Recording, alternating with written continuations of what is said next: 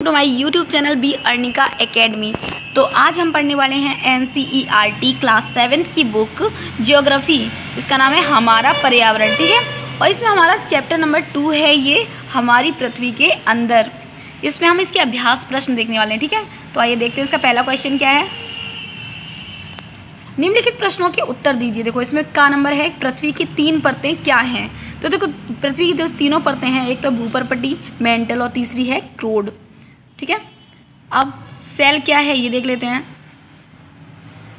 Cell क्या है? पृथ्वी की परपटी बनाने वाले खनिज पदार्थ के किसी भी प्राकृतिक पिंड को सेल कहते हैं, ठीक है। अच्छा, सेल विभिन्न रंग, आकार और गठन की हो सकती हैं। अब नेक्स्ट क्वेश्चन है, 3 प्रकार की सेलों के नाम लिखिए। तो तीनों प्रकार की सेल देखो, आग्नेय सेल, अवसादी सेल और कायांतरित सेल, ठीक है। अब देखते हैं इसमें क्वेश्चन अगला है, बहिर्वेदी है ये, और अंतर्वेदी सेल का निर्माण कैसे होता है। तो देखते हैं इसको।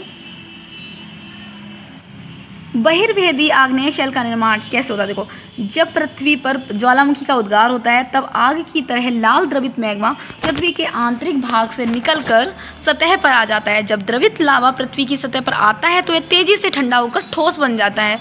परपट्टी इस प्रकार से बने सेल को परपट्टी पर इस प्रकार के बने सेल को बोलते हैं बहिर्वेदी आग्नेय सेल। और इसकी संरचना बहुत महीन दानों वाली होती है, ठीक है। उदाहरण के लिए इसमें है बेसाल्ट, और जो दक्कन का पठार है वो बेसाल्ट सेलों से ही बना है। अब देखते हैं जो अंतर्वेदी सेल है, आग्नेय सेल, इसका कैसे निर्माण होता है। द्रवित मैग्मा कभी कभी भूपर्पटी के अंदर गहराई में ही ठंडा हो जाता है, ठीक है। इस प्रकार बने ठोस सेलों को अंतर्वेदी आग्नेय सेल कहते हैं, और धीरे धीरे ठंडा होने के कारण ये बड़े दानों का रूप ले लेते हैं। ग्रेनाइट जो है इस ऐसे टाइप के सेल का उदाहरण है। अब अगला क्वेश्चन है इसमें, सेल चक्र से आप क्या समझते हैं। एक सेल से दूसरे सेल में परिवर्तन होने की प्रक्रिया को बोलते हैं सेल चक्र। अब सेलों के क्या उपयोग हैं। सेल के उपयोग, सेलों से कई दुर्गों, किलों का निर्माण किया जा चुका है तथा भवन निर्माण में भी ये सहायक होते हैं। दूसरा पॉइंट है कि सड़क निर्माण में सहायक होते हैं, और इसके अलावा ये विभिन्न खेलों में भी उपयोग किए जाते हैं। अगला क्वेश्चन है हमारा, कायांतरित सेल क्या है। आग्नेय तथा अवसादी सेल उच्च ताप एवं दाब के कारण कायांतरित सेल में परिवर्तित हो सकती हैं। उदाहरण के लिए चिकनी मिट्टी से स्लेट, और जो चूना पत्थर है वो संगमरमर में परिवर्तित हो जाता है, ठीक है। अगला क्वेश्चन है इसमें सही उत्तर चिन्हित करना है, ठीक है। द्रवित मैग्मा से बने सेल को क्या बोलते हैं। तो इसको आग्नेय सेल बोलते हैं। अगला क्वेश्चन है इसमें, पृथ्वी की सबसे भीतरी परत कौन सी है। पृथ्वी की सबसे भीतरी परत तो क्रोड है। अब इसके अलावा है क्वेश्चन देखो, सोना, पेट्रोलियम और कोयला किसके उदाहरण हैं।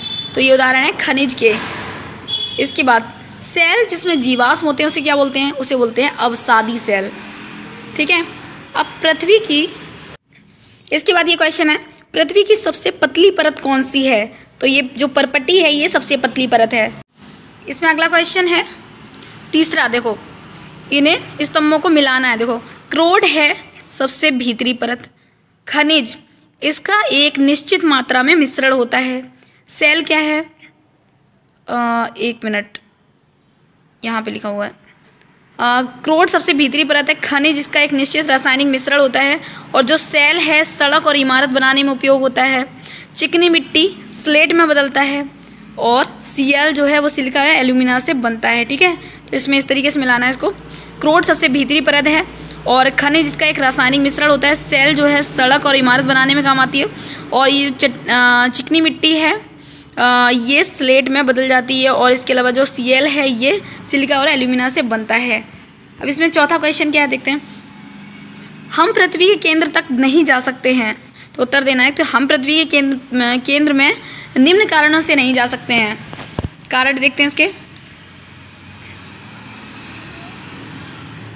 पृथ्वी के केंद्र तक पहुंचने के लिए जो बिल्कुल असंभव है, आपको समुद्र की सतह से 6000 किलोमीटर गहराई तक खोदना होगा। दूसरा पॉइंट है कि पृथ्वी की सतह से नीचे जाने पर तापमान 1 डिग्री सेंटीग्रेड प्रति 32 मीटर की दर से बढ़ता जाता है। और इसके अलावा तीसरा पॉइंट है कि पृथ्वी के केंद्रीय क्रोड जो है वो तरल अवस्था में आग का गोला है, वहाँ का दाब भी बहुत अधिक है।